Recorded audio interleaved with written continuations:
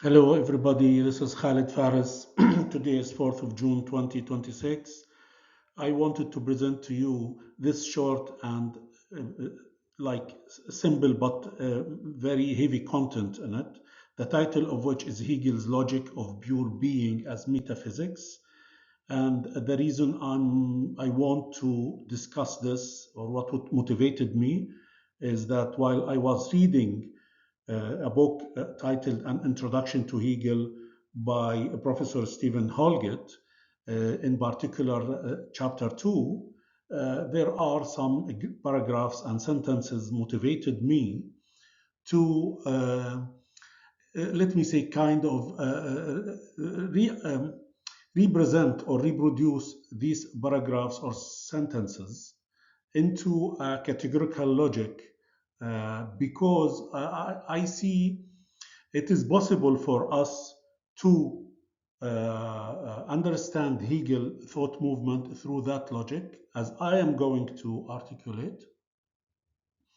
Despite that, Professor Holgate did not want to, or don't want, or don't accept actually this kind of philosophical tool in Hegel's logic, as he is into the kind of independent thought movement without any presupposition in terms of categorical logic or a certain movement or a direction. But I found it hard for Professor Holgate to prove to us that he can distance or he can isolate categorical logic from chapter 2. Actually, it is, let me say, it's easy to locate and trace the logic itself within the paragraph themselves. Um, the logic itself enforces or superimposes itself over thought movements. And I believe that Hegel had in mind this logic while he was articulating this thought movement. Hence, I am saying this, the subtitle is Unity in Ideas in terms of the syllogism. I'm talking about two things here, as a thought movement and the structuring of thought itself. So, for example, there are terms that Hegel used, and to move from term to term, he had to apply the basics, the basic logic techniques in his metaphysics.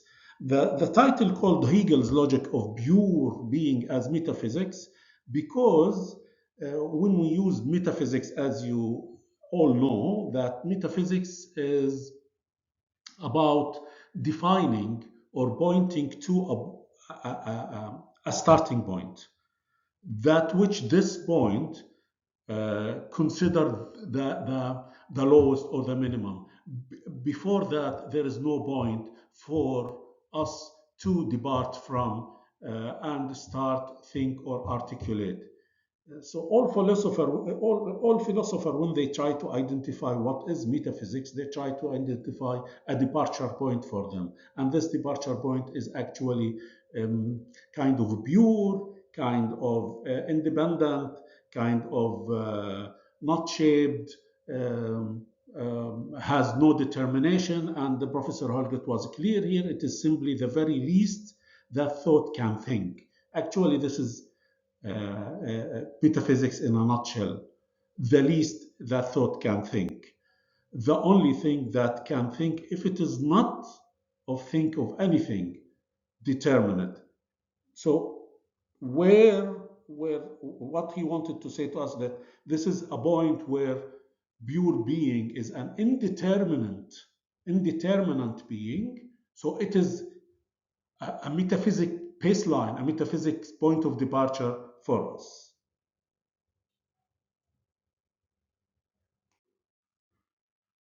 Yeah, this is the second slide. Before going and moving forward to the main slides, which link directly to the syllogism in Hegel's, as I read it in chapter 2 of the book, it's very clear that to me that the language of dialectic is being also loaded within the paragraphs itself.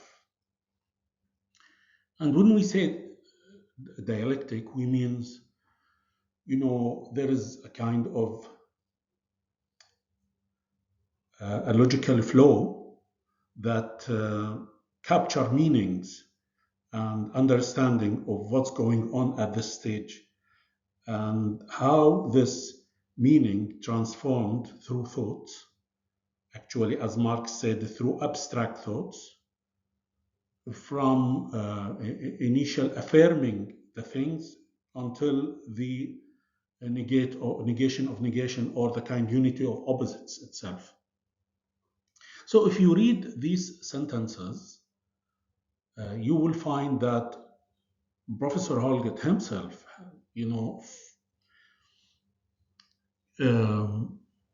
applied the dialectic, the dialectic itself is inherited within these paragraphs. So when he says the thought of being is not reducible to the thought of nothing, it is not simply utterly nothing whatsoever. Being, after all, is, that means he's affirming being. And this is actually the starting point of Hegel dialectic. He starts by affirming something. And I did a video on that in 2022, and it's on my YouTube channel, going through, trying to read Hegel phenomenology of spirit by means of dialectic logic or dialectic language. And the starting point with Hegel always, he goes and affirm the things or show that it is something, and then goes into the negation and the negation of negation to find a way out for the thought movement. The second thing, the second sentence, unless we can say of being that it is not what it is not, and of not being that it is what it is, we cannot think any clear difference between. So here I read it in this way. I read it that something lacks an essence by itself. Okay, we can say of being that is not what it is not. So when we say that, that means there is no essence in the thing. It has no essence to say it is by itself. So here is negation. After affirming, it is negation again. The third one, that the indeterminate thought of being does indeed amount to the thought of nothing. Determinate negation. Started to find how this negation is determinate. The determination of the negation of the affirming the being. Let me put it this in this way. Then fourth one, it is only to the extent that we can say what something is not, that we can say what it actually is. Actually here, unity of opposite. What something is not, what is actually is. So something kind of fused or disappear in something else, they united in terms of opposite. So this is kind of a quick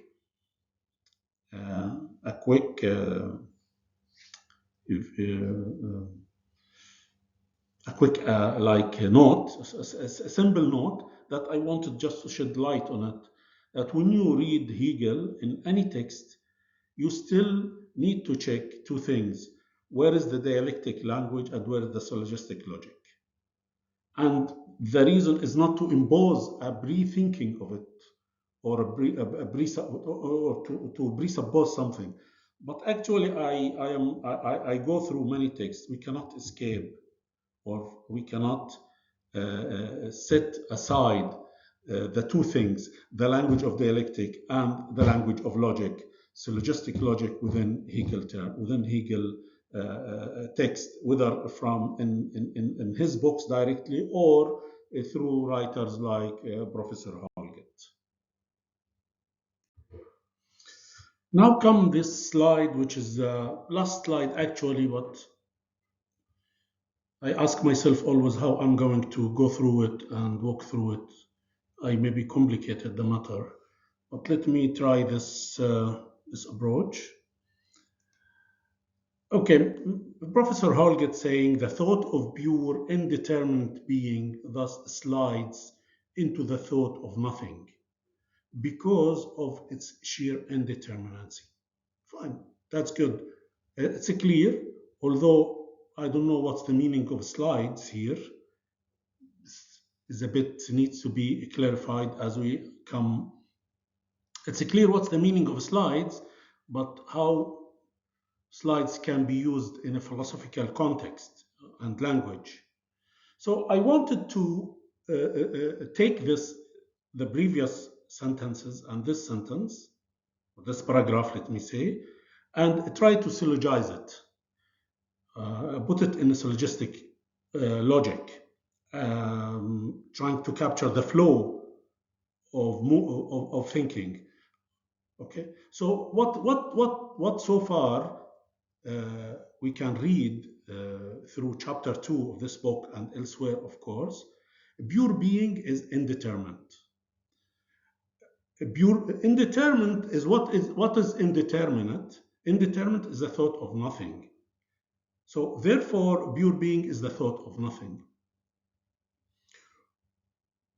This is actually the summary of what Professor Houlgate wanted to say in chapter 2. It's to the point, and I'll explain that. Now, the meaning of it is that the background to it is that the indeterminate lacks the essence to determine its being, hence its essence is in not being, which determine it. Such an essence is possible because of the unity of opposition between being and not being. Okay? Now, slides means to, I had difficulty to, not difficulty, it was not easy for me to try to think of what slides could indicate to us here. Okay?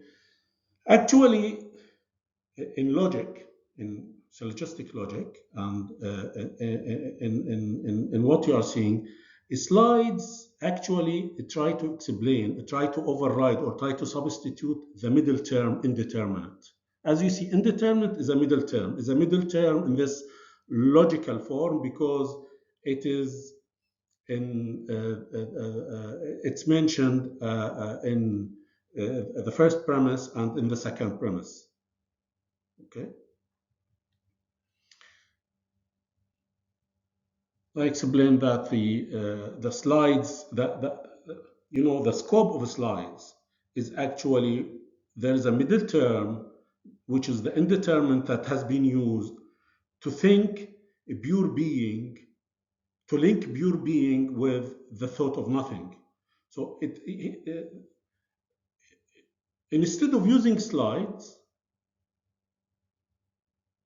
into the thought of nothing, so saying slides into the thought of nothing, it's a very straightforward logical form, indeterminate, that takes us to the thought of nothing. It links both the pure being and the thought of nothing. So it's not slides, it's actually indeterminate as a middle term. This is what I wanted to say. Now, this middle term mediates between two extremes. What are the two extremes? Let me say, pure being and the thought of nothing. So, in order for us to reach to the pure being, to the link and the relationship between a pure being and the thought of nothing, Professor Houlgate is saying that being thus slides into. No, I'm saying there is a middle term which is the indeterminate, and this middle term links the connect the two terms together, the pure being and the thought of nothing. Pure being, of course, as thought as well. Okay. And I wanted to take this summary sentence, or last sentence, sorry, from the book. It is because being is conceived in such a pure and indeterminate way. So this is the first premise: pure being is indeterminate, that it leaves us nothing to think and thus immediately disappear. So what is disappear? Because of indeterminate, it disappears. This is the second term, the second premise. Indeterminate is the thought of nothing, and so become the thought of nothing at all. It's a pure syllogistic logic. It has, we cannot run from it, we cannot escape from it. The thought of becoming, then the becoming, the last premise, the conclusion, the therefore, therefore, the thought of becoming is that generate by sheer indeterminacy, you see, by sheer, it's a middle term business. It's a middle term thinking and emptiness of the pure. So there is a strong and very strong syllogistic logic in these paragraphs and sentences, but Professor Houlgate attempt to use slides to hide this logic or to try to bypass it, unfortunately. And without this middle term, the two extreme, pure being as thought and the thought of nothing, has no way to be linked except through this middle term. I hope I have simplified that, and this is it for this video or this YouTube. I wanted to kickstart this type of discussion for, of course, future YouTube that builds on it. And thank you very much.